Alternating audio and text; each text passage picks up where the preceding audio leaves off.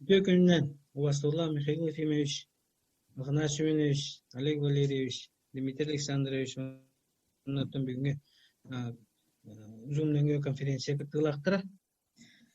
То мен докладым сүрүң жекерген бизнесингер болууга ол курдук оттон быйыл Олег Валерьевич эпитин курдук быйыл улуспутугар жекерген экономикатын сайыннары сыла биллерилен бейнелик битигер Америка жүштәк үлелер бара тураллар. Ол курдук нәһәлекпет муниципаль тәрили нөмүгү нәһәлеген жалтатын иһинен бу нәһәлеккә оңоллор өңөлөр бу күн бүгүн оттон вот гүрүчәй ыры турар кемигер бии бу олохтоо жоммутугар сыныны үддөппет кына ден ыла хуруктагы түлели итебит. Ол курдук оттон бии бу жалты күнен сайынгы Улус итемен нәһәлиннәгә тиерди үлеләре бараллар. Күн бүген бир дана банеска сынында бесмәк. Атын нәһәлеккә те холбур тәйнән курдык хорох нәһәлектерге тыгынчаттан дакса булар. Оттон бу бии нәһәлек битер сыны рабыта раттанын бии бу хананы тондан тутан нәһәлек битер оттон көмө оңорорга ден оттон хыла хорукта үлели буларбыт. Он таһанын тон холбур баник та булар. Баник социальный вопрос, каз бидди кием би нәһәлек банердер, онтон баник пысанатын эме тутан турабыт гырпакка. Онтан онтон бу гаммат техника толук жоңго бу сөдө кием би деребине кайыстылактар, трактордан адыйлар онтон трактор моточаһанан билгиргер эметтен биге туспа хамы каракай тарыйбы тутан онтон нәһәлек битер бу сынаны регулируйдуу олоробут диэн этиэхмаан. Вот ман таханан оттон биһиги бу нәһәлекетер бу таланак туспа таланак ыччатар да баалар, орто да хастак журнал баалар. Олору гытта биһи сөптө гулы гытаммыт бу манны государственный программалары кыттаңыт хеги бу талаңытын сайыннарыңыт жекергеңет экономикатын тубууннарга диэн оттон үлелери гытабыт. Ол түгүнен түмегенен түн бияга билигин бу 16-алтын бизнес инкубатор үлели боллагана ол объект бияга көмөлөһөн бу жекергеннери киллереме бие билигин алта боксага бу жогус производствонун орор жоннор бутун киллереме түттүн үлелете камната деп токоттарын тубууннара. Ону таханан бу туох немигин хелегер опсай бу чаһына иката кайсты агыс 132 бары биллер. Бу хинен огорот аханан качынар үлелир галлар 706 ыл. Ола бетер оттон кортоколордон, осу помидорлордон огорот ахан багланнар. Олар бут аксаннар 706 болар. Маны таханан бу крестьян кайстылардан ураты бу кепсибин эти бу чаһынайтар. Маны таханан бу хоргор моста көрөчү бу кете кайстылар сүйүс онагысы көрөр. Сыспа селләге көрөчү онагысы каза казаны үсел көрөр, сибинени үсел көрөр, курса бу кыһыннары тутан олорор ыллар 10 ыл бар бияка. Ону даанан оттон специально сымытынан бу инкубациядан жарыктынар 2 ыллаакпыт. Олар манна конференция баалар, онтон үлелерин кылгастык кепсиектере. Онун таханан оттон бу 2 ылларга бу диетический аханан кролик болар, онун то кролиги итер ыллар бу тоттон эме сыңай эрганелер 35 ыл көрө иштолор. Ону таханан бу семейный экономика бу бияхан хелек битигер 2 сыллаактан сайдан үлелен сагалабыта. Олортон бу этер боллахантон искеребинер ден ыллар баалар, Константиновтар ден ыллар баалар, Ивановтар. Бу искеребинер оттон Михаил Ефимович билерин болу манна кинлерге нөмгө келе жаңган тракторунун көмөлөс бүтүн ден кепсәтчилер меха бу бастыгы лизинговый трактор дыйтыгар. Ол хагана чааны ки бу трактор дыйтыгар ден ырахаттарда бу Михаил Ефимович бие көмөлөн bihi ülelemi oğulur bütün öğretemi bilgin kinler bu iskrebinler diye gergettere bilente lağırı üleletenler bu kammat jonlar oğulurun üleletenler tutan kaççılarlar ülelen kelleler onluktan bilgin sayın tür Kortopuyla direktanlar. Köyüngöt tüger siminnoy Kortopuyu kallarınanlar haske kemnepten dehelinya atıgır haral. Konstantinovtar jantan jekirgetter bağlar. Olur uttun emeci iki tehin epitim kudu iki tehin çanaltan hağlaptır. Mana talak bayanlar выставкаларга онна бу спец заказынан ми арас мебели барытын оңоруннарыттан атыылааннарыттан пример болалар нехиликке. Онтахана Ивановтар баллар, Ивановтар оттон билер билен огуру таханы директамыттара кенилер икки тегинчааларга билеген оголоро үлэхет жон болоннар бу госпрограммаларга кыттаннар анак сүйүннен директынан крестьян хайс толуунурлар онто жоннорун үлелерин сыналаннар утумдан халкандар түйлө барар дейин этер. Бүгүнгү тургунан эхелик битигер үч төгүрүк сылбылыр кымталаактын тепилиселер тутулуптара. Онотон биһи кыһыммыт уһум буолан хорохторо бу аспыт кыһын испытанияны бараннар көрүлүбэте коттуттен недоучеттар бар буоланнартон быйыл белетеннелер онна быкалар кыстыккаттон этеңе киирергеттен үлелээн жаллар биленнер. Ону таханантон бу тепилиселерге гидропониканан аныгы системанан үлелэһээриттон бииредер киснофонтуктар денелер үлелиһиджаллар манна кинилер буланнарынан тыгынча сүүс устуга клубника ордухтахтар бу гидропониканна. Одон таханантон ичи эпитим курдук икки теплицага огоро тахалоруктах огоссо помидор, уна лук, зелень олордухтахтар. Оннотон бу үс теплице представителями манна конференция бар. Кури Мария Михайловна, оны төлөтөн канаан туунан эме хасили местеттен кепсига ден тереңнеребин. Оннотон кылгас кемге түргенни кулаатар же көтөрдүн ити тетимнактык сайдар бинеликке окурдук оттон манна ме Уварская Кулина Александровна бар. Эми местеттен эйха кадда улали ханны олорун кепсига оннотон просто гытерепетте. Кону таанантон эти жекергетнер бу Петровтор болунар, Жирковтор болунар, Кирсектор болунар манна нехлекке аз доставкатынан кондитерской бу торт боларытынан директорлар бу барлар.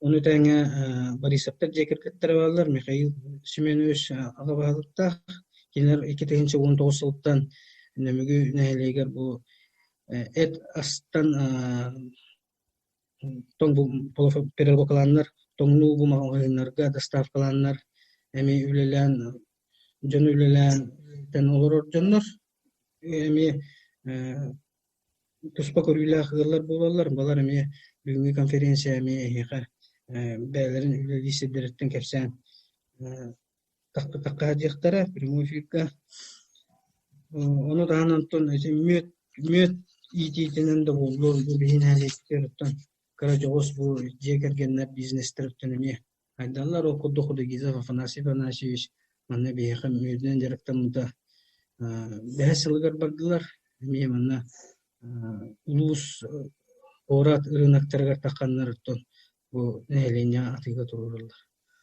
Onu tahanantun Пермяковтар жекергеттер баллар, балар эми эдде бадалы хитяннар бу соус контрагынан тоһананнар бу нелеги бутилированный расунна качыга төлөлө хаталлар.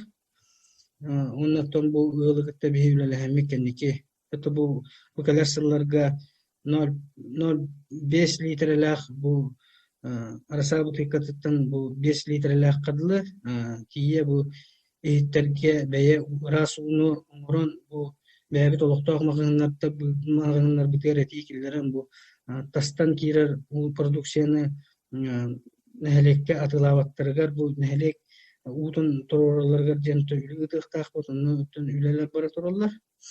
Ону тахнантын bu etiyekpin bağırın bu bihekan ehlikke umanlık doğuz biznesleri hayınlara tünkün bugün sosyal kontraktin üçügödügüleli durar государственный программа. Onu tahanan bu сентер эме контрактах гранах олонно ме эби оңороннор упсай төшүшчө катыгынча колбаныр төшүшчө катыгынча наланнар бу бе бизнес агылыргаттан күн бүгүн бу би улус путугар өттөн ник жаһанымы төттөн үлели олорот. Оны ортотунан нәһелек битер үс үстен таккай ардыгар бес бу индивидуальный предприятие быытынан регистрациялананар эби бу бәлерин докуттарынан көрөннөр бирикки үлеместерин таарынан оттон эн жогус көзүстәктик үле бара турар диэн этихим багарам. Онна Олег Валерьевичке этих курдук этихим багарам ите презентация көрдүм 670 Новосибирскайттан теплицаны поставкалаган де этине холур бейха манна кас бидин алекке эдер бу сваканан директор олуттар баллар баларга бу холодный ковканан аныгы теплицаны оңорор кыктактар ону холур бир-iki тыгынча разисатын разиса дебеха холур манна улуска хатчына калдырар гына диэн бу этилэхпин. Мен бе мана болоктар бар ме хордох бербитем бу теплицаны опсена кас хынаган урукка биден оннотон улуска этикиллер курдук киллерин диэн этилэхпин. Оннотон билген этигин олунабыт да регламент тутуукка винокуроптарга барисаптарга барсайдерга регламент тутуган билген маннык выступать итиген микер оттон кайдакты бары успейден выступать еттири онан бебебетин бастыйка коллегалар. Олег Валерьевич мен докладым бүтте диэн этәрим оннотон билген бу бәм жоннорбун эфирге такалларга тыл беттеле окудук бастыкы тылы беребет уарыскайдар жекергеттер Акулина Александровна жек кергенер тыл берип кымар. Дорабыларын Ütü gününden vastывыллах Михаил Ефимович онны ытыкманы каңалахым жона. Бәм семьям туһуна түбестенер булакына мен онтан таккал болла курсундан жарагыр бытым. Ол курдук болланы билген данное время кыстан турар хеттонча улахан көтөр. Олар быстыргар төрдөнчө курсса индуктор сезаркалар, индугуткалар, кустар онна быйыл болла туохлаттабытым. Үс Павлин улбутым индишкай, онна болланы баран латтабытым. Он таханам болла бәм инкубан тахарабын ол продуктын. Шүштен такка молодняк бар, тон ол доход курдук бихе холура болар бого болдага атыламыт. Нехиленят лывыт устарда рахтал устарлатчылар. Онна тук котомутугар оттон сүйі, анақ сүйі 12 төбе кыстан турар. Онна туқченке шой долгуян қалны бірістігіне.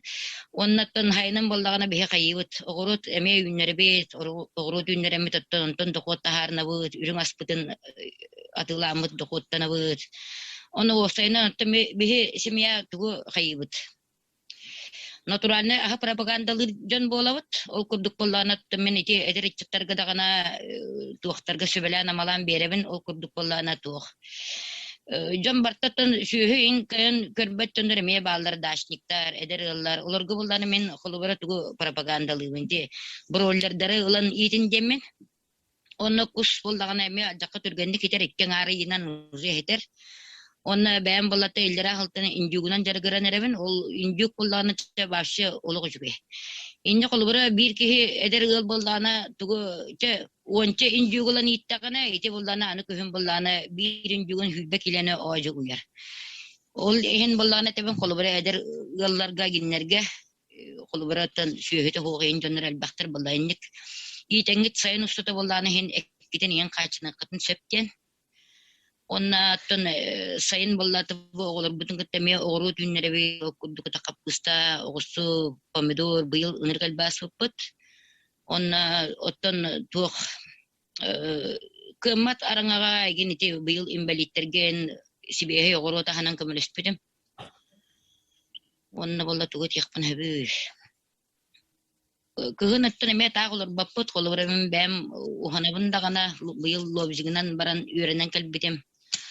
Осайнан деревіне қаттын сүректақ кеге дұқоттыныр. Онна болдағана үлелер ыттын оғылыргын иетен ахатан үшігей натуральный аханан ахатар болдақ бітті.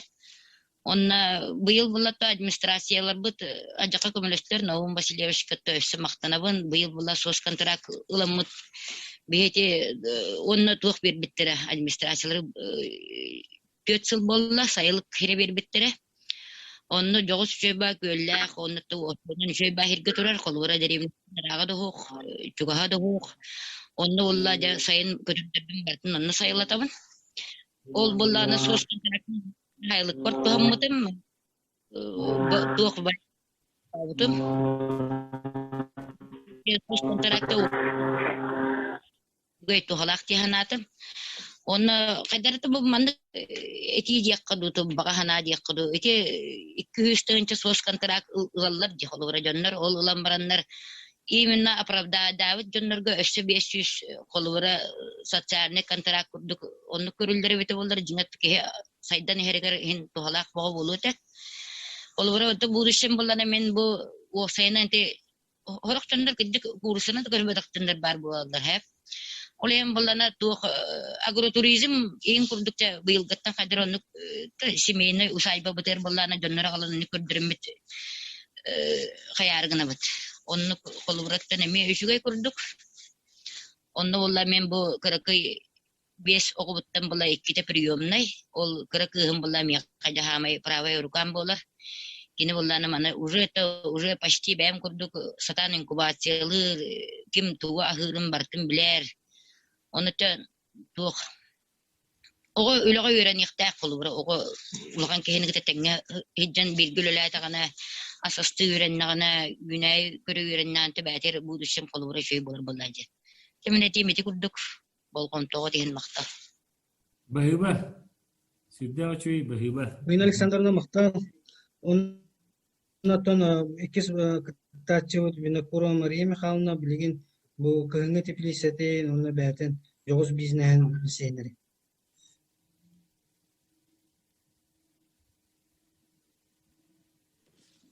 Здравствуйте. Мен 2010 сыллакка гран ылбытым. Балтыра мөлөөн. Олоннукунан буллана теплисе тутудум. Антыкайым. О. Мандык болар, летний онна весенний дем болар. Аңара отоплениялар. Аңаргар бо. Она 205 квадратный метр эле.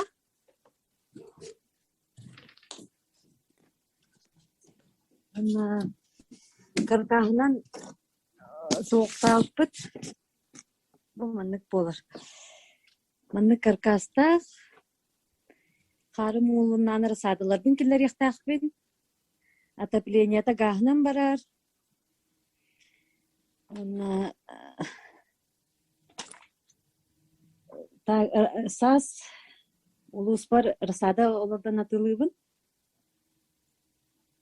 Эрдеттен бу манна бу түтөр теплый түтөр огурсу олардабын. Онна 206 тоқ батар. Бу местетиге огурсу.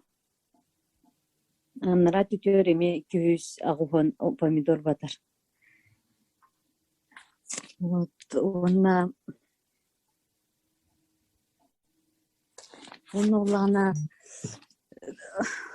ранее огурсу то капуста, картофель олардан атылыбыт.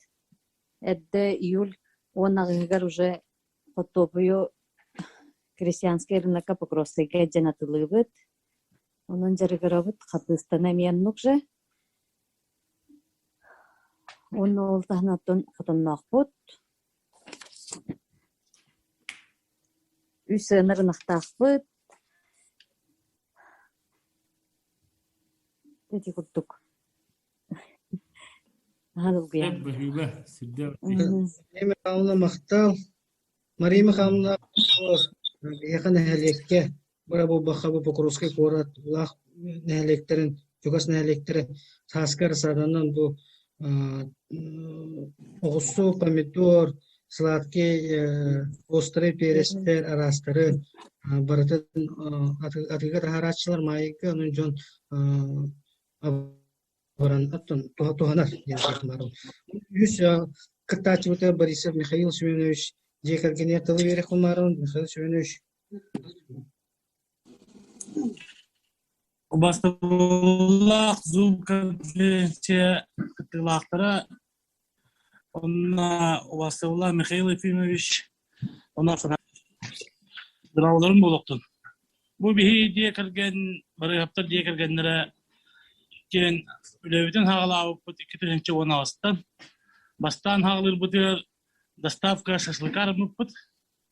Аттан кыһыннары быһа үлөләм баран хас топпут тиһабыта. Закаспыт ол закас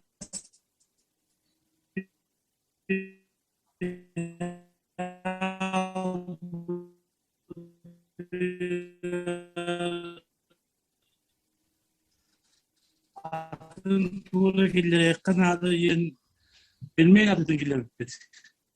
10 kilonun faş, 10 kilo faşının kağa killerin dön seneritin lamı takasta otura bu neyle bir diğer. Subutun hen ayamı sasarne kontrakı kesip. Sasarne kontrakı kesip kaybıpıt. Kayambaran bir turda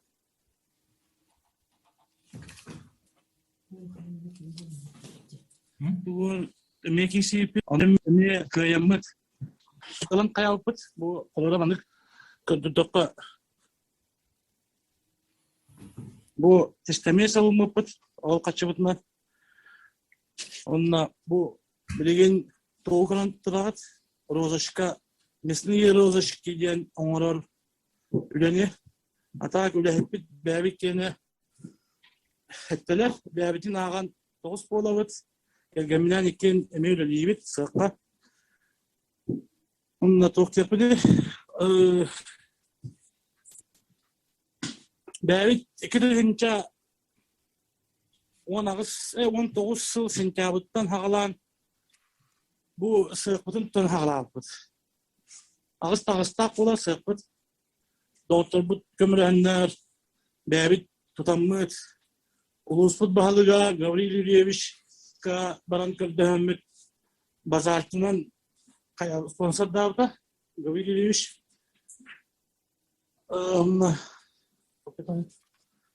ol stroykovdan tutan baran оборудованиятын киллерен сентябрьге хагалама колор уже декабрь бүтүтэ уже үлелен хагалаапыт. Үлелен хагалам баран улус ийинен документун декларациятын ылан улус ийинен таргаппыт баста. Ол кенеттен улус ийинен таргатан баран Korattan hakastan hagalabıtlara, mağayanlar. Koratka idden hagalabıt. Ondan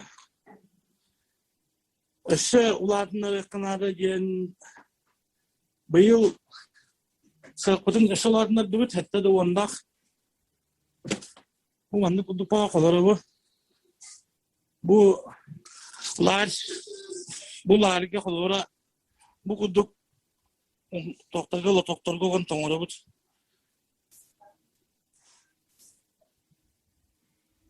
Манна раздевалка кудуп болар бу. Барата тугунан токтак. Бу деген токтор баран хебит.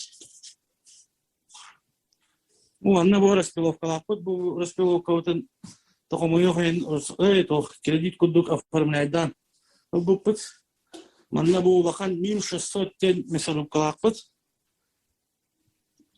Бугудук. Маны эппети манны распиловкалан илерен үледибит. Онна токен 5 арас көлүн билген тахары болобут. Декларациятын бардын улан bu kurduk vakumlu paketlerge ugan zapaykalar. Bu Giyotza, Golupsi, Geçten ona bu Berlin, onda bu rozışki var. Onlara bu dastavkalı hidder bitten korakka otutça mağıhın nakbıt. Kortu uluslar alallar, ben budan tajdar, kalmalar alallar, yurbalar alallar, gorunu uluslar alallar, ulus aldanlar alallar, çorapçılar alallar, nam uluhalar, seni kara karalan, beğenlere tıkanlar korakka killetten bir evin. Onu bir kolara bu daşı haydak budun da üp kaçıp terini alıp kolara te agrostartapka min bağanam kolara ete var положение diyor iki ol bolar sıl agrostartap var itu obut ki girer dönüm kriteriye hatan ki sepin olihen kadara doğut diyor o çok tekrar Dokumunu kriteriye kisan ki sepin olihen bartamanlık beyvet bile munyunan kayan gibi kudu bile olarak da toku dihin mücmaniyat dihin maktab oluktu daha şey bana ne her Спасибо, Михаил Семенович. Сеп, немеген ехелеген уақыттаақтырығыр, нағын бәсілешке барға мақтау бәғет көптен сүрден шөйдік көрдірін бұл атастас бүккетігер білген тылы берекпен бағарабын Наталья Сергеевна Габышеваға, кандидат сельскохозяйственных наук Республики Саха-Якутия, Яниск, выступит с информацией о выращивании плодово-ягодных культур в условиях Центральной Якутии. Пожалуйста, Наталья Сергеевна. Добрый день, уважаемые участники видеоконференции. Разрешите прочитать вам доклад на тему выращивания плодово-ягодных культур в условиях Центральной Якутии. За последние годы в Республике Саха-Якутия возрастает интерес к развитию садоводства и огородничества. Ежегодно увеличивается спрос населения на экологически чистую продукцию, обогащенную витаминами и различными биологически активными веществами, необходимыми для нормального развития организма человека. Тем более на Крайнем Севере. Садоводство развивается в основном за счет энтузиазма садоводов-любителей, которые в личных подсобных хозяйствах на приусадебных и дачных участках производят до 70-80% свежих плодов и ягод. По данным Всероссийской сельскохозяйственной переписи 2016 года по Республике Саха-Якутия выращиванием плодово-ягодных культур занимаются в основном личные подсобные и индивидуальные хозяйства. Площадь под многолетними насаждениями и ягодными культурами в республике составляет 90,9 га. Из них на семечковые культуры приходится 2,3 га, на косточковые 0,4 га и на ягодники приходится 88,3 гектара, то есть 97,1%. В том числе на смородину всех видов 47,2 гектара, на малину 19,9 гектар, землянику и клубнику 11,5 гектар. Рекомендуемый медициной уровень рационального потребления плодово-ягодной продукции составляет 90-100 кг на человека в год. А в Республике Саха-Якутия ежегодно производится местной плодово-ягодной продукции менее 0,7 кг на душу населения, что составляет меньше 1% от научно обоснованных норм потребления. Учитывая развитие промышленности и освоение ценнейших природных богатств края, создание питомников и производственных посадок по выращиванию плодово-ягодных культур является актуальной проблемой для населения Севера. Однако особый отпечаток развитию садоводства накладывают суровые почвенно-климатические условия. Каждого, кто занялся садоводством, ждут огромные трудности, связанные с высокомерзлым грунтом, засоленностью и заболоченностью почв, орошением участка и защитой от заморозков, повторяющиеся почти весь вегетационный период. Многолетний опыт научных учреждений республики и садоводов-любителей показывает, что в наших условиях могут плодоносить яблони ранетки, вишня, смородина, земляника, малина, облепиха и другие садовые культуры. Следует только при подборе участков под многолетние плодоносящие культуры правильно подобрать площади, выделить участки вблизи водоемов, защищенные от господствующих ветров и не боящиеся морозов. В зоне крайне рискованного земледелия только сорт решает успех. Многолетними исследованиями первых селекционеров по ягодным культурам, это Чертковой Марии Алексеевны и Готовцевой Люции Петровны, в Якутском научно-исследовательском институте сельского хозяйства были созданы морозоустойчивые, зимостойкие и высокопродуктивные сорта черной смородины. В условиях высокой агротехники с одного куста можно получить 5-9 килограмм ягод. Наиболее урожайным, самым ранним и скороспелым является сорт якутская, с потенциальной урожайностью более 20 тонн с гектара. Второй самый высоковитаминный сорт – это сорт Харак-Италык, который накапливает от 220 до 310 мг на 100 грамм витамина С.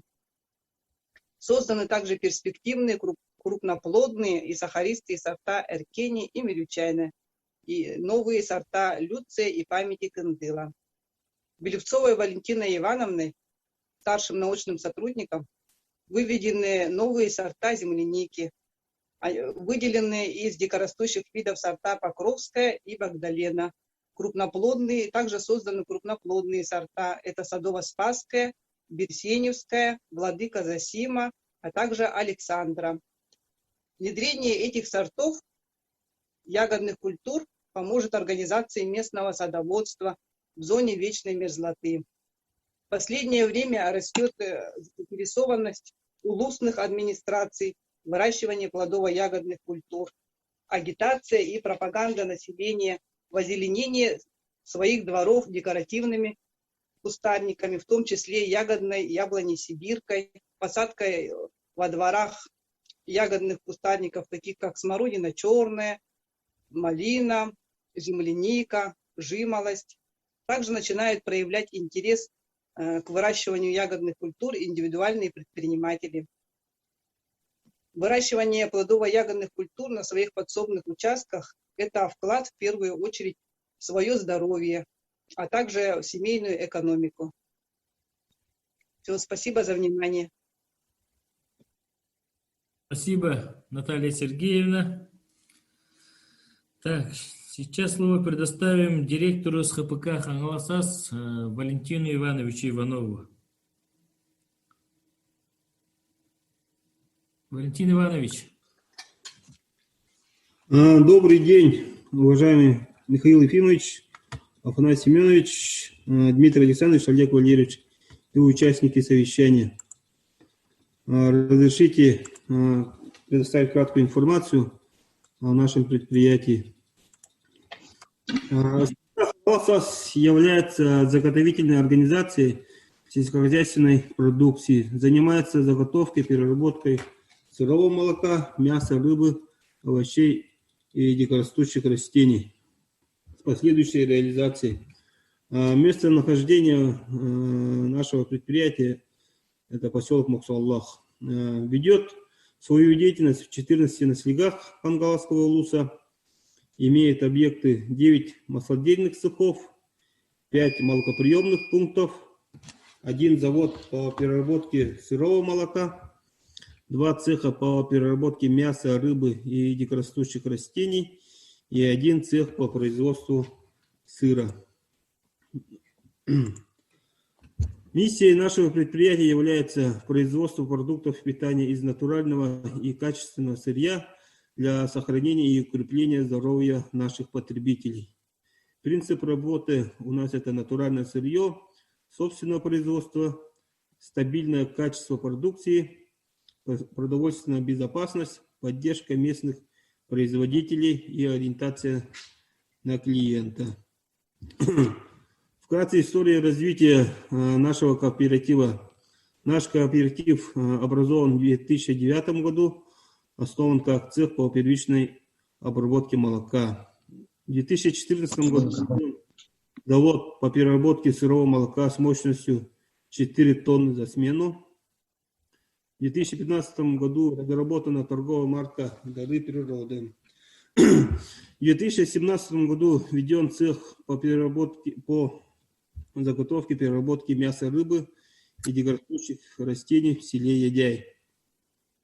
В 2018 году произведен ребрендинг торговой марки и переименован в торговую марку «Вот это Окси». И в 2020 году введен цех по производству сыра в Красном Ручье. Товарные группы, молочные продукты, это у нас молоко пастеризованное, сливки высокожирные, питьевые, сметана, йогурты питьевые, густые, кефир, творог, масло сливочное, напитки молочные, а также сыр. Из мясных полуфабрикатов пельмени, розочки, котлеты, тефтели, суповой набор, национальное блюдо, колбаса якутская. Овощная продукция — это у нас капуста квашеная, заправка для борща, огурцы маринованные. Рыбные продукты — котлеты, печень налима, икра молока и стейки. Продукты из дикорастущих растений: лук полевой зеленый, варенье, сиропы и ягода в замороженном виде. Объемы заготовки. Объемы заготовки у нас на последний год, за 2020 год, заготовлено 4810 тонн молока, мясо заготовлено 17 тонн, лук зеленый полевой заготовлено 2619 килограмм и ягод около 4 тонн. Объемы производства мясных полуфабрикатов произведено на 10 тонн, молока пастеризованного 42 тонны, творог 43 тонны, это все за 2020 год, йогуртов 152 тонны, кефира 127 тонн, сметаны 50 тонн, масла сливочного 68 тонн, сливок 130 тонн. Так, ну, как уже отметил, наше предприятие тесно работает с населением. Население обеспечивает нас натуральностью, при этом зарабатывает дополнительный доход. Мы, в свою очередь, обеспечиваем население комбикормом, сельхозживотными, продуктами питания для отдаленных населегов. Ну, реализация программы семейной экономики напрямую зависит на всю деятельность нашего кооператива. И увеличивая доход населения, мы увеличиваем благосостояние нашего кооператива, населегов и улуса в целом. Ну, вкратце у меня так. Благодарю за внимание. Пожалуйста. Так, Валентин Иванович, и о планах этого года мы еще с вами же договаривались. Вы же ныне планируете открыть во всех муниципальных образованиях именно пункты заготовки и цеха переработки. Насчет этого что можете добавить? Да, вот, в связи с реализацией программы развития семейной экономики мы будем целенаправленно заготавливать и увеличивать объемы по заготовке дикорастущих растений, а именно лука полевого и ягод в целом. И также дополнительно должны построить пункты приемки по заготовке ягод. И вот как спланировали строительство цеха по переработке овощей, ягод. В поселке Максаулах, либо в городе Покровск. Вот За счет кредитных средств? За счет кредитных средств а также вот за счет средств нашего кооператива. Спасибо. Спасибо, Валентин Иванович.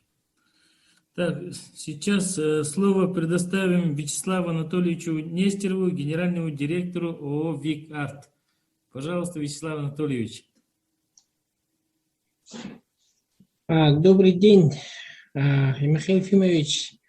Добрый день, Олег Валерьевич и участники Zoom-конференции.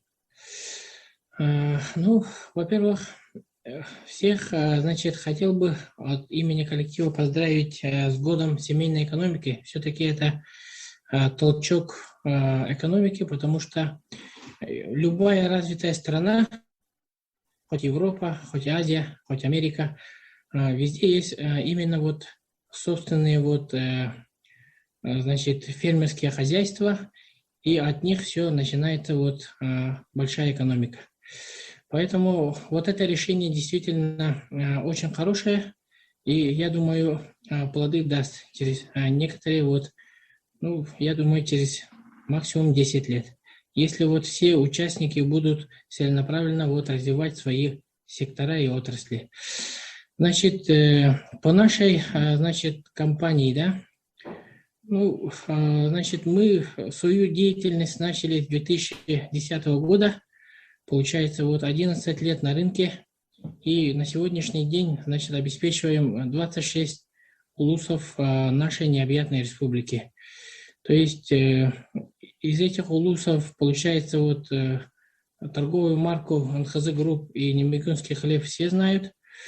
И самое интересное, что в нашем улусе, значит, спрос получается на мучные изделия, получается, с прошлого года резко вырос. Может быть, это сила того, что из-за пандемии, может, сила того, что люди именно экологический продукт хотят. И второе, значит, в нашей холдинге есть фермерское хозяйство. Мы, значит, выращиваем племенных лошадей на Малтанском, значит, участке. И все-таки сегодня очень интересно рассказали про гусей, про индюков, про павлинов. Честно говоря, я тоже сам заинтересовался этим, потому что действительно скороспелые животные, они, во-первых, во-вторых, относительно нетрудоемкие, говорят. То есть себестоимость на выращивание этих животных очень низкий.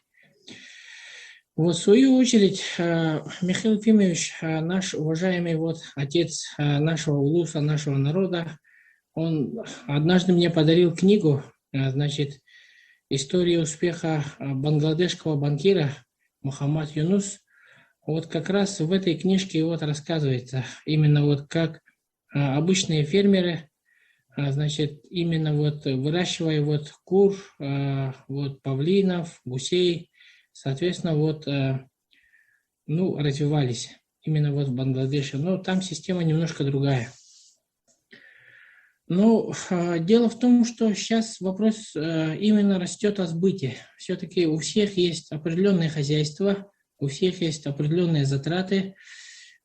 И все-таки с нашей стороны мы предлагаем все-таки за пределы республики выйти, то есть в другие регионы, да, например, в Амурскую область, Приморский край. Например, в городе Владивостоке очень большой спрос именно на якутскую продукцию. Очень большой спрос. Например, там какую-то землю, как муниципалитеты брали бы, например, Хангаласский улус и мэрия города Владивостока. И там, соответственно, свободная торговля именно местных, именно хангаласов, чтобы там проводили. Например, со стороны улуса земельный участок и, например, со стороны, например, нас, крупных компаний, например, транспортировка. И, соответственно, определенная экономика вливалась в хангаласский улус другого субъекта. Это такое предложение к семейной экономике. А так, нас все-таки радует о том, что вот этим ребятам действительно предстоит первые десятилетия, это самый трудный период любой организации. Но это как ребенок. Ребенок рождается от 1 года до 10, у него все, значит, развивается, и двигательные опорные суставы, и рост, и вес, и разум. Точно так же вот организация, то есть предприятие так и рождается. Поэтому всем хочется пожелать удачи и, соответственно, трудолюбия, потому что настоящие хангаласы никогда ни перед чем не останавливаются, ну, никакими там трудностями, они всегда идут только вперед. Вот поэтому вкратце вот так. Спасибо за внимание. Спасибо, Вячеслав Анатольевич. Нина Моисеева поднимает руку. Что-то хотели добавить, да? Нет? Сейчас слово передадим Дарье Ивановне Скрябиной, директору 2-й Жемконской СОЖ.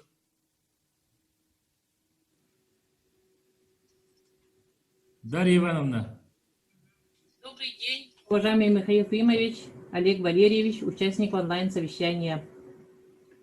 Мое выступление будет об опыте работы нашей школы, целью которой является организация и планирование учебно-трудовой деятельности как экономического процесса, позволяющего, с одной стороны, обеспечить первичную профессиональную подготовку и ориентацию школьников, а с другой стороны, пополнение внебюджетных средств школы.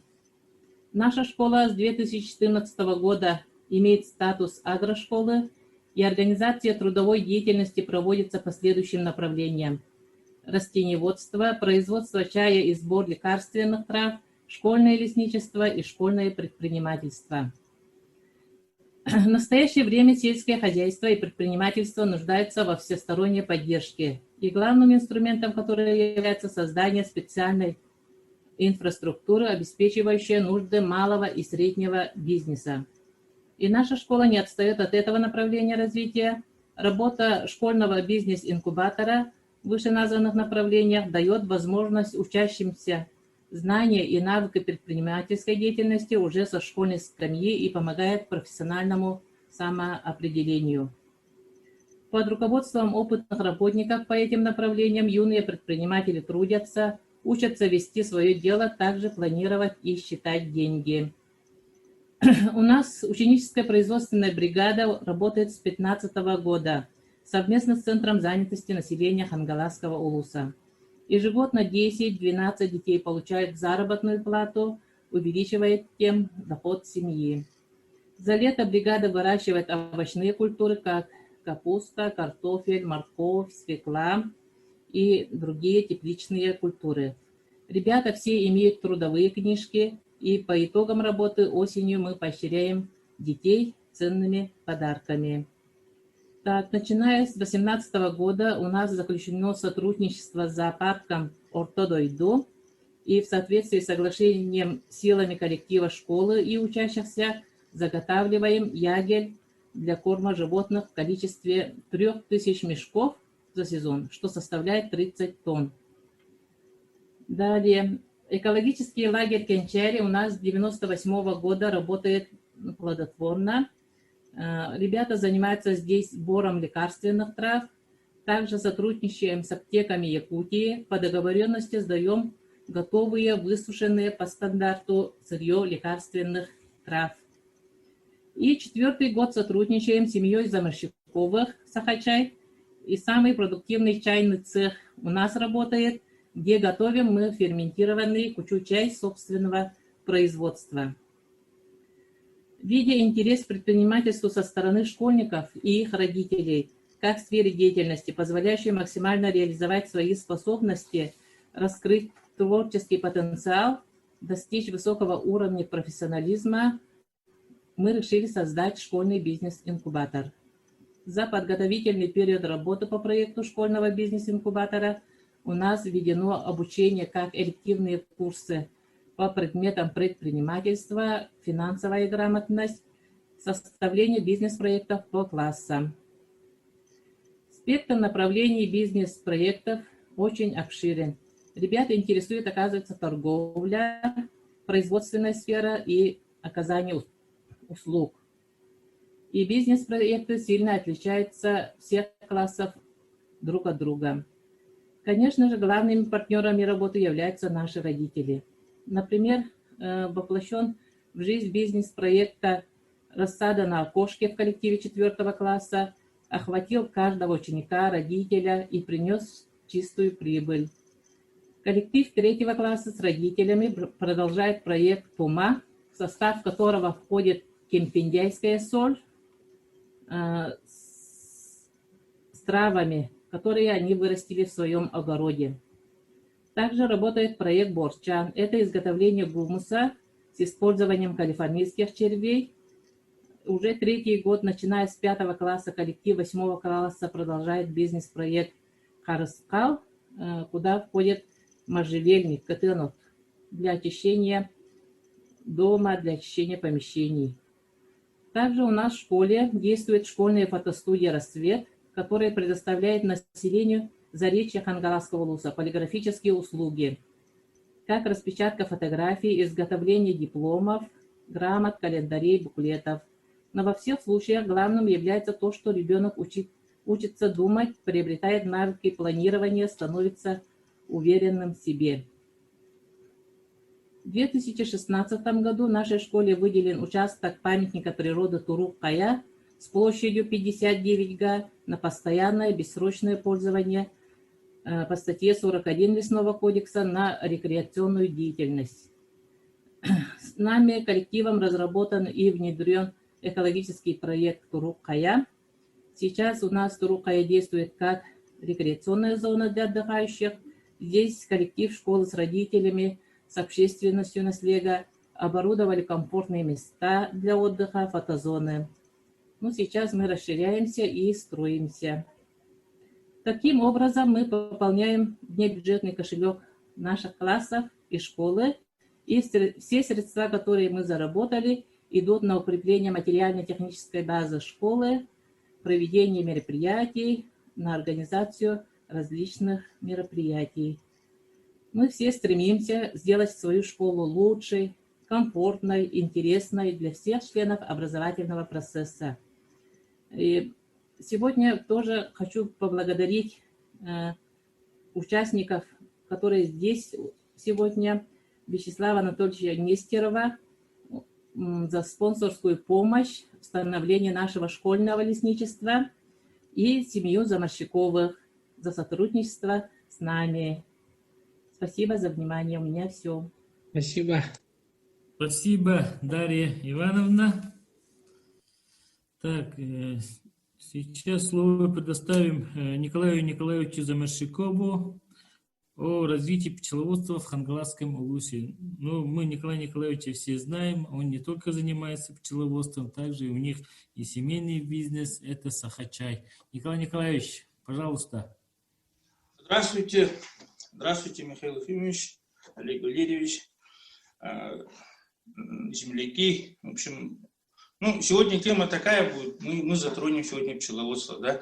Я могу бесконечно говорить о сахачае, о том, что мы делаем. Ну, давайте вкратце расскажу. Значит, мы сахачаем занимаемся с 2016 года. В этом году у нас будет уже 5-й сезон, это будет 5-летие, будем отмечать.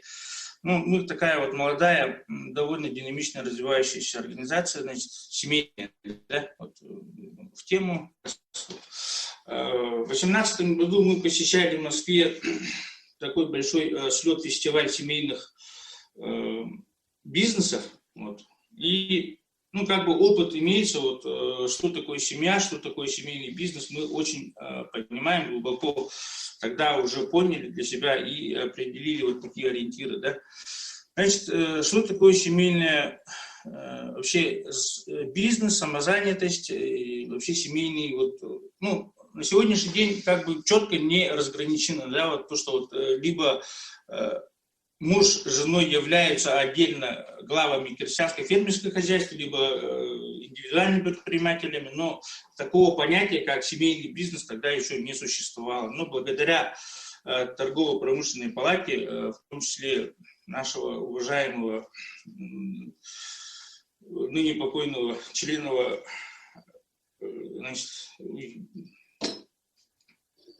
значит, запутался, как звали, в общем, благодаря его вот поддержке мы туда съездили, посмотрели, в общем, мы там узнали очень многое, да, вот семейный бизнес вообще вот во всем мире, как вот отмечал Вячеслав, да, он все-таки является основой вообще жизни государства. Вот, допустим, Ирландия, фермеры Ирландии, они производят 75% валовой продукции, да, вот всей Ирландии. То есть именно частники, именно частные фермерские хозяйства, они обеспечивают экспорт. То есть экспортеры, 75% экспорта, они делают физические лица. То есть семейные пары крестьянских хозяйств, да, вот это вот Ирландия. Надо думаю, вот, как бы перенять этот опыт, да, вот, когда семейный бизнес, он выходит на экспорт. Вот смотрите, возьмите Россию, возьмите вот Республику Саха-Якутия, да. Кто такие экспортеры? Это большие агрохолдинги, это большие, довольно очень большие, которые вот с участием, в том числе государства, большие организации, которые могут себе позволить выйти на экспорт. Отдельно взятых физических, как бы крестьянских хозяйств, экспортеров у нас очень мало по России, не говоря уже о Якутии. Да, вот. Мы какой третий год уже вот бьемся, чтобы выйти на экспорт. Прошли очень много этапов, значит, очень много проблем с этим. Допустим, у нас сейчас очень большая проблема на выходе на японский рынок. Значит, все, что от нас зависело, от одной семьи, мы сделали. Да? Вот все, что от нас требовалось, мы сделали. Но опять-таки здесь у нас проблема возникла, когда государство должно нам помочь, потому что одна семья не может выйти, не может сделать те документы, оформить документы, которые необходимы для осуществления экспортных поставок. Да? Вот, Япония, допустим, нас запросила науку. Что такое наука? Они сказали, нам нужны клинические исследования. То есть семейная пара, одна семья, это ей не под силу. Там такие колоссальные средства, но тем не менее мы не останавливаемся и сами этот вопрос прорабатываем. Значит, надеемся, осенью мы подпишем первый в истории современной России экспортный контракт. Вообще, то есть контракт будет между Японией и Россией. Да? Первый в истории современной России экспортный контракт на поставку иван-чая, нашей продукции в страну восходящего солнца. Вот, теперь, значит, по меду. Мед это тоже довольно-таки интересное направление, очень, я так считаю, да, вот это мое сугубо личное мнение, то что вот, я считаю, что за мед он имеет очень большой потенциал, да, просто нам нужны на сегодняшний день объемы, значительные объемы, хотя бы там выйти на 20-30 тонн, тогда уже будет интерес. В прошлом году мы закупили пчелосемьи, значит, в количестве 40 штук. Они у нас пришли самолетом, но какие-то такие вот больные оказались, да, они. Но, тем не менее, они хорошо отработали. Мы получили 380 килограмм меда. Весь этот объем мы продали за 2 недели. 2 недели. Разобрали, как горячие пирожки. То есть это о чем говорит? Это говорит о том, что у нас есть спрос. У нас есть спрос, но нет предложений. Мы даже сами себя не можем, оказывается, обеспечить медом. Любые объемы, в принципе, Якутия может освоить, да, вот именно по меду. Я считаю, что ЛУС на сегодняшний день должен, не должен, хотелось бы, чтобы ЛУС обратил внимание вот на этот вид деятельности, да. Я понимаю, куры, кролики, индюки – это очень хорошо. Это, как говорится, разово, да, там содержание потом возникает, проблемы там зимовкой, там, так далее, так далее. Так же, как и у пчел. Но, обратите внимание, 380 килограмм мы продали где-то порядка там по 2500 рублей. Да, конечно, это маркетинг, конечно, это упаковка, красивая упаковка, дизайнера, там, так далее, так далее. Но мы привыкли, чтобы наш товар было не стыдно представлять на международных рынках. Именно по меду мы на сегодняшний день мы ориентируемся чисто на экспорт. Да, мы постараемся покрыть потребности улуса, республики в нашем меде, да, вот, но тем не менее мы будем постоянно участвовать на международных выставках, мы будем продвигать эту тему. Я хочу, чтобы у нас был, как сказать, бренд свой, да, вот как башкирский мед, да, вот так и должен быть якутский мед. Здесь вот хочу отметить, да, вот когда мы подавали свою продукцию на экспертизу, то есть у нас есть такое понятие, как диастазное число. Диастазное число моего меда было 38 единиц ГТ. Да? По Башкирии средний показатель это 25 единиц ГТ. То есть получается, та продукция, это еще такая неотборная, прямо из медогонки взяли, черпанули, туда отнесли, сдали. У нас показатели были такие. А если это специально вот готовить к этому, да, то наша продукция, она будет превосходить по качеству, по диастазному числу башкирский мед в разы. Вот я вам точно говорю. У нас вообще очень суперский мед, значит, просто надо эту тему, эту идею надо продвигать на внешние рынки. Ну, моя задача, лично моя задача, вывести якутский мед на экспорт, чтобы с нашей продукцией считались так же, как и с башкирским медом. Когда мы ездили в Германию на зеленую неделю, как раз это было до пандемии, 2020 год, январь месяц, Grüne Woche называется, в Берлине, значит, туда съезжаются все производители, в том числе семейные, да, вот, фермерские хозяйства, показывают свою продукцию.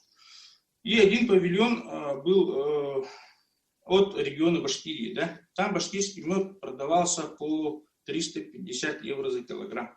350 евро. В принципе, если мы сможем доказать то, что наш мед ничем не хуже, мы можем выйти на экспорт. Олег Валерьевич, нам нужно к этому стремиться. И вот, еще хочу сказать, да, вот, значит, в целях развития пчеловодства вообще в Улусе, да, вот, я запускаю производство по изготовлению ульев. Да? В прошлом году мы сами из дерева делали, это довольно трудоемкое занятие было, это дорогостоящее занятие. Себестоимость одного ульяги это порядка 6 тысяч рублей уходит. С учетом там перевозки, транспортных расходов, там, так далее, ну вот, оно так и уходит. Поэтому я где-то с конца апреля запускаю производство по изготовлению пчелиных ульев по немецкой технологии. Значит, все компоненты, все нужное оборудование я уже закупил, все это в пути. Значит, ну, будем стараться, чтобы обеспечить наших потенциальных будущих пчеловодов, чтобы развить вот эту отрасль, нам нужны вот эти ульи. Да? С чего начинается пчелосемья? Оно начинается с ульев. Вот. И еще такой один самый главный аспект, момент, на который я хочу обратить внимание, что вот, ну, по проекту у меня есть такая задумка, что я организую питомник в селе Актемцы, сделаю зимовник для пчел. Ну, вот Афанасий Семенович сегодня сказал, что да, есть проблемы именно с зимовкой. Есть определенные технологии, которые вот нам нужно будет придерживаться. Да, в этом случае у нас зимовка будет проходить нормально. Потому что каждый год закупать пчелы семьи извне и, ну, как говорится, тратить свои деньги на другие регионы, да, допустим, Красноярский край, Хабаровский, там, Амурская область, нужно создать питомник свой. Ну, я к этому стремлюсь.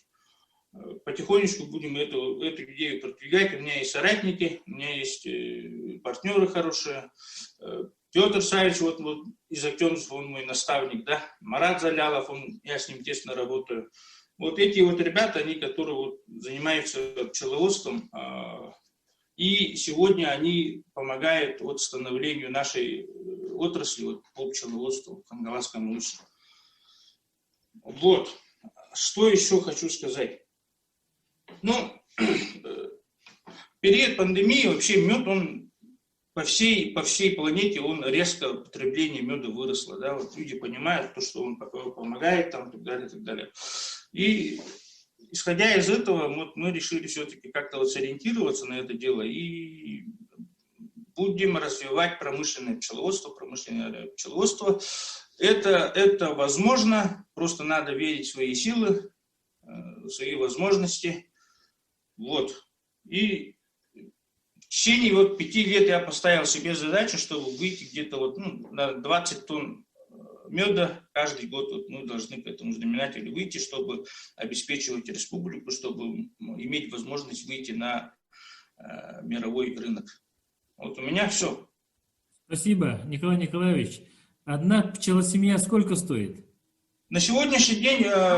расходами. С самолетом, поставка самолетом обойдется 11 тысяч рублей. Из Хабаровска это очень хорошая такая вот порода, да, вот дальневосточная. Она более-менее адаптирована к якутской зиме. Именно почему не к лету, а именно к зиме. Там есть такой нюанс, когда вот зимовка, да, вот, происходит. Пчелы должны сидеть в уле 8 месяцев. И дальневосточная пчела, она может это сделать. А другие вот южные породы, они, к сожалению, этого не могут. Вот. И прямые поставки из Хабаровска, да, вот. Есть у нас там один пчеловод такой, он именно занимается разведением пчел на продажу, да. Вот. 11 тысяч, я считаю, что это дорого, конечно, но ничего не поделаешь. Но в этом свои плюсы есть, то есть ты получаешь через день, грубо говоря, уже готовые пчелосемьи. Мои пчелосемьи в прошлом году, когда я из Красноярска заказывал 40 семей, они там неделю в этом ящике томились, и там состояние было ужасно. Вот больше я таких ошибок повторять не буду, но в этом году, возможно, я поеду сам, уже буду набирать пчел. Спасибо, Николай Николаевич. Еще, Олег Валерьевич, вот по поводу производства улья, да, этот, такой пилотный же проект.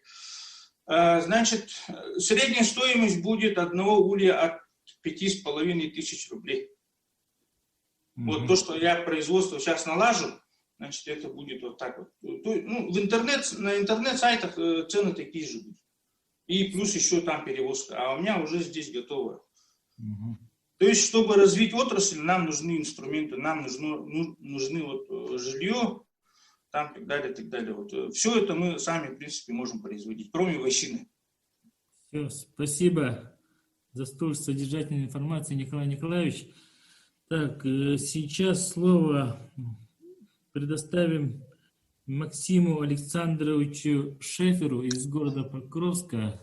Тоже вот данная семья занимается разведением тоже подсобного хозяйства. Там у них также и вьетнамские свиньи. Пожалуйста, Максим Александрович, вам слово. Добрый день, уважаемый Михаил Ефимович, Олег Валерьевич, уважаемые участники совещания. Меня зовут Шефер Максим Александрович. С женой Светланой Анатольевной мы воспитываем 3 детей и также ведем личное подсобное хозяйство. Личное подсобное хозяйство, мы уже занимаемся этим делом где-то с 1999 года. И в настоящее время у нас в хозяйстве содержатся коровы, 8 голов, вьетнамские веслобрюхие свиньи, порода такая, 5 голов, 25 голов овец, маточное поголовье, и порядка где-то 70 голов разной птицы, куры, гуси, утки, индюки, разных пород. Хозяйство мы ведем, у нас есть земля, может кто знает, Скрябинские поля, это недалеко от Покровска находится, 37,5 гектар. Вся живность у нас в основном находится там. Единственное, у нас приходится в зимний период вывозить оттуда птицу и свиней, поскольку там нет у нас электроэнергии централизованной. Основной целью разведения, конечно, нашей живности является потребление продуктов натуральных, собственного, экологического, чистого продукта. Мясо, молоко, сметана, сливки. И особенно, когда вот коронавирус нанес удар по бизнесу, а также вот мы нормально выжили, как говорится, без проблем все. И также, конечно, хотим передать молодому поколению навыки по содержанию сельскохозяйственных животных, потому что у многих вызывает интерес. Также вот овцы, можно сказать, что у нас в Якутии это редкость. Ну, не знаю, я ими уже содержу их с 2008 года, 13 лет. И могу сказать, что прекрасно они себя чувствуют в условиях наших. В будущем планируем построить, конечно, в мечтах у нас большой, хороший хатон, коровник, чтоб, ну, вся живность содержалась у нас именно там, на Аласе. Поскольку, ну, вот эти переезды тоже это, ну, не есть хорошо.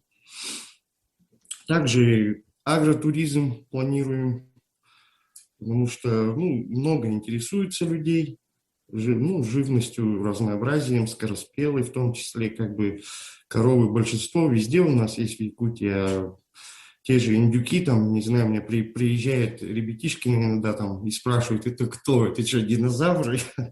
Я говорю, нет, индюки, многие вот не знают даже, поэтому вот хотим тоже агротуризм сделать, ну, может, возможно, даже контактный зоопарк открыть. Так, ну, в принципе, все.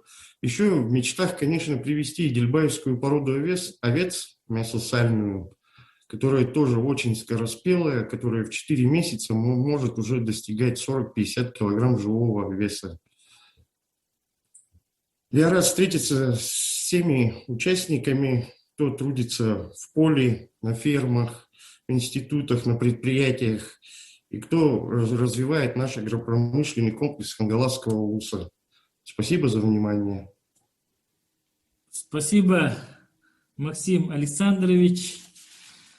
Ну, по выступлениям у нас повестка исчерпана, да? Сейчас перейдем к вопросам и ответам, потом уже выступление первого президента Михаила Ефимовича и подведем итоги. Ну что, давайте, коллеги, поактивнее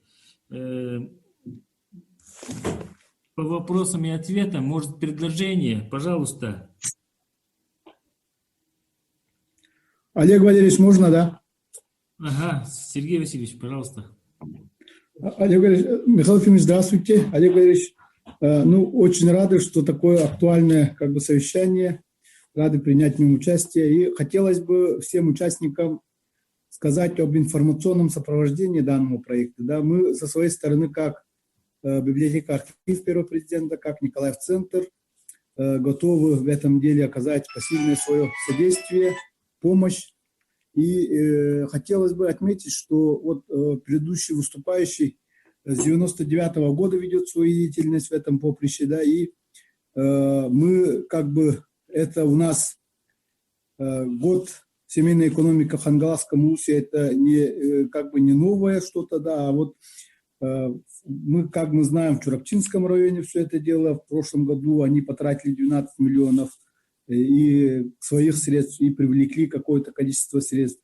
В Амгинском районе тоже так ведется работа, да, семейной экономики. Поэтому нам, как центральному улусу, одному из основных наших сельхозпроизводителей, промышленных районов, хотелось бы, конечно, выделяться на этом фоне. Почему? Потому что мы, многие вот нововведения, наверное, мы все-таки претендуем на какие-то первенства. Да? Поэтому хотелось бы, чтобы наш год семейной экономики в этом плане имел какое-то выгодное отличие.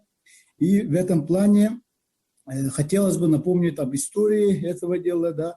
Мы знаем, что Михаил Ефимович Николаев в 1999 году, 17 апреля, за номером 746, издал указ о мерах по развитию семейной экономики в Республике Саха-Якутия, по которому 11 декабря был проведен съезд сельских семейных хозяйств Республики Саха-Якутия, и была принята программа развития семейной экономики на селе Республики Саха-Якутия. Вся эта информация у нас на сайте размещена. Всех желающих прошу посетить сайт, посмотреть. И, кроме того, Барымыгин Николай Андреевич, он создал сайт по поручению Михаила Ефимовича, называется «Усадьба Екатеру».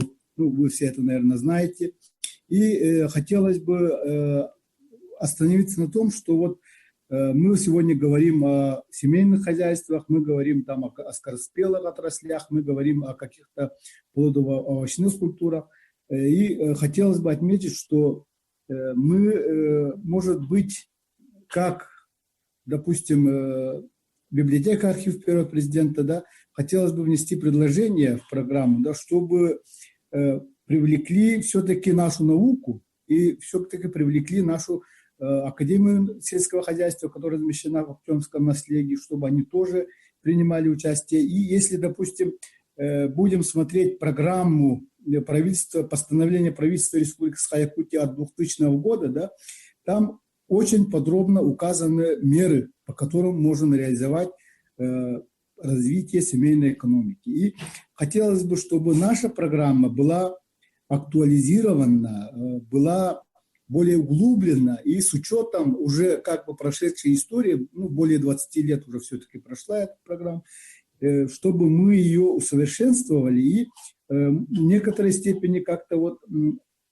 актуализировали и привели в соответствие со сегодняшним днем развития. Почему? Потому что мы знаем, что очень многие программы, такие как территориальное развитие, развитие сельских территорий, федеральным органами власти уже зафиксированы и имеют свою как бы подпрограмму. И хотелось бы, чтобы наша программа развития семейной экономики была, как бы сказать, практической реализацией тех постановлений, тех указов, тех принятых решений, законов, и чтобы мы, допустим, привлекли вот 5 миллионов собственных средств, да, в этом году, чтобы, ну, минимум столько же, чтобы мы как-то в виде грантовой поддержки, да, в виде каких-то вот целевых каких-то вливаний привлекли из федеральных средств, да, ну, чтобы из республиканских и федеральных средств, допустим, если мы, допустим, грубо говоря, ну, 2 на 2, да, сделаем, допустим, 5 миллионов хангаласских собственных средств, 5 миллионов республиканских, 5 миллионов федеральных, вот получается 15 миллионов. То есть в этом плане, конечно, нам нужна, наверное, какая-то дирекция. Вот. В указе о мерах реализации семейной экономики прямо говорится, что должна быть создана дирекция семейной экономики, и эта дирекция должна заниматься конкретно вот этими вопросами. Поэтому хотелось бы внести такое предложение, чтобы мы создали дирекцию по семейной экономике и не ограничились одним годом, да, и чтобы вот Михаил Ефимович постоянно говорит о том, что надо конкретно работать, да, надо конкретно смотреть цифрами, поэтому все-таки статистику тоже надо привлечь. И вот мы услышали очень много полезного для себя сегодняшнего выступления. Очень выступающие, подборка выступающих была сделана очень хорошо, да. Люди сами, которые вот своими руками, своими вот силами работают, все это внедряют, реализуют, знают. Но, к сожалению, мы не услышали цифр, сколько они потратили все-таки, да, на покупку тех или иных продуктов. И какой выхлоп они сделали, чтобы мы могли другим людям сказать, что вот, ребята, потратьте там 1 рубль, получите 2 рубля, да, потратьте там 3 рубля, получите столько-то. Чтобы было более-менее конкретные цифры, поэтому с точки зрения статистики, экономики, вот этот раздел тоже в виде пожелания хотелось бы заострить внимание, и мы со своей стороны, как Николаев центр, как библиотека архив, тоже, ну, как бы выражаем свою готовность вам в этом деле помочь, какие-то цифры, если нужны, сравнительная статистика все равно нужна, динамика нам все равно нужна, мы должны знать, сколько в других улусах нашей республики вливают, сколько они получают выгоду. Мы знаем очень много программ в Намском районе, в Лангинском районе. Вот все-таки сравнительно надо, чтобы мы могли видеть полноту картины, целостность картины, чтобы мы могли сравнить, вот с чем мы начинаем сейчас, да, что мы делаем и что мы получим в следующем году. И чтобы на этом не остановиться, углубить и дальше идти. Мы знаем, что чурапчинцы, они в 90-х годах начали семейную экономику. И вот поэтому в прошлом году у них получился вот такой, можно сказать, хороший результат, потому что они сделали это не на пустом месте. Но мы в Хангаласском районе тоже не на пустом месте все делаем. У нас все это уже было давно. У нас же были свои мукомольные заводы, свои комбикормовые заводы. Все это у нас было. Поэтому, если мы будем знать, у нас был первый инноватор же, Барашка был, у нас же.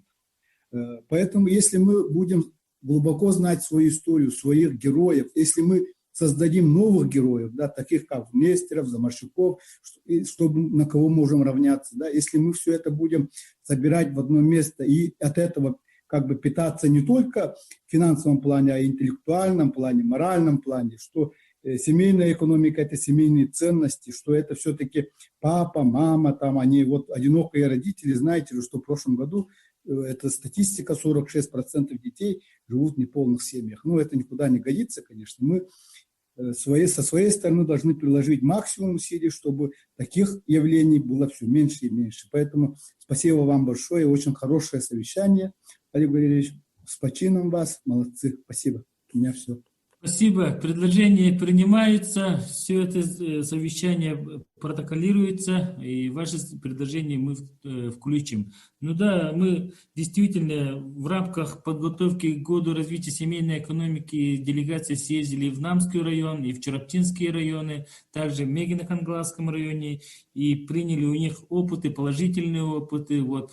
Поэтому, вот, который мы разработали проект программы по году развития семейной экономики, именно вот положительные опыты данных районов. Но у них статистика намного лучше, можно сказать, потому что если у нас 9828 семей на сегодняшний день в районе зарегистрировано, да, занимается только более 30% из этих семей личным подсобным хозяйством. А в данных районах, которые вот Чураптинский, Намский, Мегино-Хангаласский, там более 70% семей занимаются личным подсобным хозяйством. Это большая разница для нас. Вот, ну мы признаем, да, у нас 32 тысячи населения, но, к сожалению, у нас 50 на 50, у нас, получается, и в Покровске, и в Махсагалке проживает более 18 тысяч населения. Это, получается, 50% жителей Хангаласского улуса живут в городских поселениях. Ну вот, я в своем докладе показывал и на производственные показатели, да, мы на сегодняшний день обеспечиваем Хангаласский улус, к сожалению, только картофелем. Поэтому нам надо как-то все равно вот развивать сельское хозяйство и вот повышать продовольственные показатели именно сельского хозяйства. Поэтому я в прошлом совете глав со всеми главами муниципальных образований подписали соглашение, заключили соглашение по увеличению производственных показателей по всем критериям, по всем муниципальным образованиям. Так, еще вопросы, уважаемые коллеги, участники совещания. Вопросы поступают и по чату. Все эти вопросы будут фиксироваться в протоколе. Наталья Сергеевна, вам поступило 2 вопроса. Разработан проект, Николай Николаевич, как предложение, да, и Ксенофонтова Ванесса тоже хочет выращивать плодовых растений, например, выращивать виноградов и яблонь. В Намском районе очень хорошие проекты по выращиванию клубник, по выращиванию этих цветов. Поэтому мы тоже планируем в этом направлении как-то уже начать работу.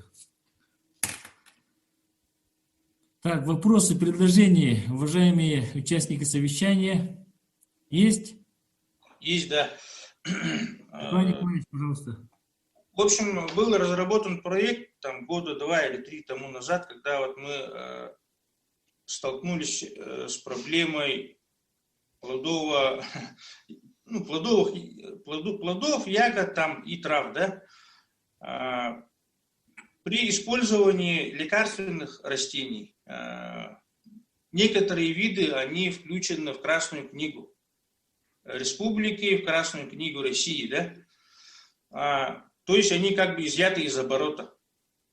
Понимая это, вот мы хотели тогда создать питомник по выращиванию редких, исчезающих видов растений, которые вот в том числе включены в Красную книгу, чтобы их как-то вот, чтобы их включили в оборот. Понимаете? То есть мы не можем сорвать дикорастущее растение, да, потому что он в Красной книге находится. За это могут оштрафовать, могут очень серьезно наказать. Понимая это, вот мы вот этот проект сделали. В принципе, даже в то время мы уже посмотрели земельный участок, да, вот, который более-менее подходит. С учеными ездили, не просто так. Вот. И хотелось бы, давайте я вам тогда направлю это свое видение, вот этот проект, потому что он касается, опять-таки, не только вот нашего Хангаласского улуса, да, он может быть вообще ориентирован на всю республику. Можно сеть таких питомников сделать. И чтобы, опять-таки, выйти на мировой рынок. Да, вот Якутия, она кладезь вот этих растений, которые вот очень-очень хорошо и дорого ценятся за рубежом. Да? Мы должны это использовать. Это, как сказать, это вот такой ресурс, который возобновляемый природный ресурс. Просто его нужно выращивать, его нужно культивировать, чтобы те растения, которые включены в состав Красной книги и изъяты из оборота, их наоборот сделать так, чтобы они были в свободном там использовании. Вот это одно. Это один из проектов. Значит, и второй, вот опять-таки вопрос по поводу, вот, какова вероятность того, что УЛУС поддержит начинающих пчеловодов, да? Я со своей стороны готов им оказать поддержку в плане того, что мы проводим курсы, обучающие курсы, и будем практиковать начинающих пчеловодов, дабы выйти на вот те объемы, которые нужны, необходимы для выхода на экспорт. То есть один я этого не смогу сделать. У нас должны быть в каждом наследии Хангаласского улуса должны быть свои пасечники, которые занимаются не как любители там по 5-6 ульев, да, а 10-20 вот это вот. Дело в том, что когда человек занимается пчеловодством, возни и затрат, то есть ты должен купить костюм, ты должен там обладать всеми инвентарем, это вот определенная сумма денег. И неважно, один улей у тебя или там 10-20. Вот исходя из этого, вот, мы готовы со своей стороны поддержать всех желающих и даже рассматриваем вопрос вот именно по привлечению людей с использованием социальных контрактов. Да, как вы на это смотрите, вообще вот возможно ли? Ну, на мой взгляд, пчеловодство – это именно та отрасль, которая очень быстро и достаточно хорошо отдает. Она себя очень быстро окупает. Да? То есть, если ты купил корову, там, построил коровник, там, стоило место, там, так далее, это все давным-давно посчитано. Себестоимость, корова окупает себя через 8-9 лет. Понимаете? А пчеловодство на следующий год уже дает выхлоп. То есть весь мед, который ты потом соберешь, это будет уже твоим. Цена килограмма меда колеблется от 1000 до 1500 рублей. Да. Я думаю, это самый смелый вид. По разведению пчел я смотрю положительно, да. Уже на следующей неделе будут уже защиты проектов по соцконтракту. Ну вот, я надеюсь, и главы сейчас присутствуют на этом совещании, и я думаю, что все задумаются над этим, да. Давайте все вместе как-нибудь, давайте именно по пчеловодству в Хангаласском улусе отдельный проект разработаем и вместе как-нибудь давайте уже этот проект продвигать. Я со стороны района всячески буду поддерживать. Также руководитель департамента сельского хозяйства здесь тоже присутствует. Я вот сейчас после совещания всех сразу здесь к себе соберу и вот по всем вопросам, по всем предложениям мы здесь уже отдельно тоже выводы сделаем. Спасибо. Хорошо, спасибо. Так.